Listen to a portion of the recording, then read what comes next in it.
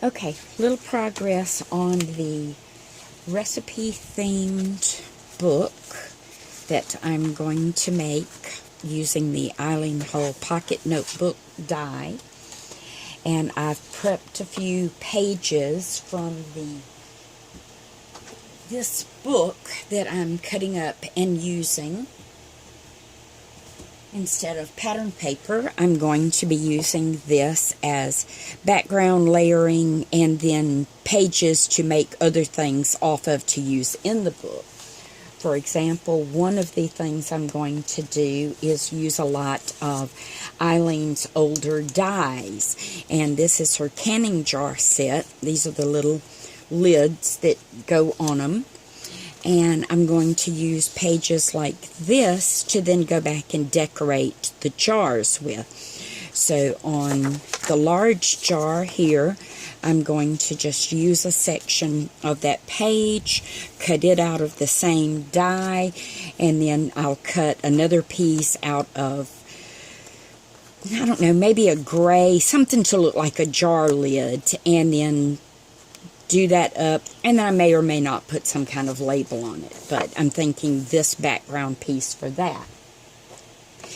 Then I have this page out of the book that has different little fruits and berries, so the small jar could very easily have like one of the berries depicted on the front of it, and I would just recut the jar out of another scrap of the book page and use it. Then her mixing bowl set, I'm thinking that little berry there on the front after I cut it again. So there's going to be a lot of layering and embellishing, but I want to utilize as much of that book as I can. Then another thing I wanted to show right quick was what I'm going to do to accent these background papers from the book pages for some of the projects. And one of the ways that I use just plain rubber stamps, no foam, nothing, no backing on them, is I have my acrylic blocks, and I have tons of sizes of these. And I put a small piece of this Scotch removable poster tape. And we learned that probably in the mid-90s from Red Castle Rubber Stamps was who I learned it from. And if I want to use a different stamp besides this one, I peel that off, lay it to the side, and I can stick another stamp on.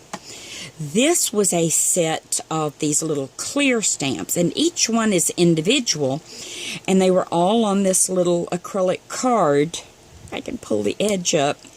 But I didn't want to take them off and use them individually. I wanted to keep them as a background. My friend Debbie Music sent this to me.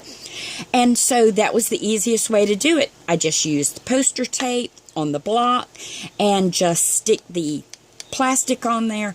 And then now I have a collage image of all these little, I call them coffee stain, water stain, type stamps. And then just ink it up. And I only stamp parts of it, so I'm not stamping the whole thing, because that's the look that I want.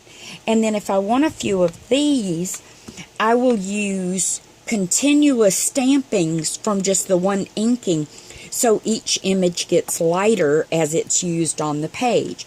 Then with this, I can just turn it to a different section, turn my piece, and if I want to do the same thing for the lighter background, then I just continue stamping it.